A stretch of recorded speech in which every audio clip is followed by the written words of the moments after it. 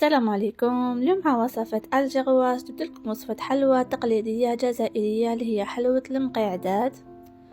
تبعوا معايا المقادير. نسحق 3 كيلات فارينة، رشة ملح، رشة خميرة تاع الحلوى، لافاني، مغرف كبيرة نشاء.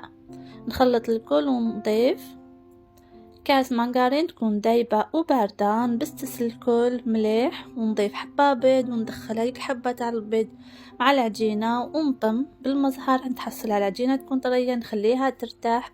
نجوز الحشو ديالي استعمل 2 كيلات كاوكاو محمص وملح خشين مع نص كيلو سكر. نحك مليح هداك السكر مع الكاوكاو ونضمه بالمزهر، ونحل العجينة ديالي تكون رقيقة، وندردر هداك الكاوكاو من الفوق ونجوز عليه بالحلال فوق بابي كويسون حتى يلصق لي هداك الكاوكاو، ونعاود نقلبها وندير نفس العملية ونقطع لاباط دي بوندلات رقاق ونروليها.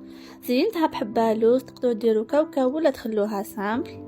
ندخلها طيب على فرن مسخن مسبقا حتى تتحمر هذيك الحلوى مليح، ونديرها في العسيلة باردة لانه الحلوى ديالنا راهي سخونة. وهكذا نكون كملت حلوة المقيعدات نتاع اليوم. تجي مبسة ومقرمشة من برا وطرية من الداخل. جربوها صدقوني راح تعجبكم، وخلوا لي رايكم في التعليقات. على بروشان فوا. السلام عليكم.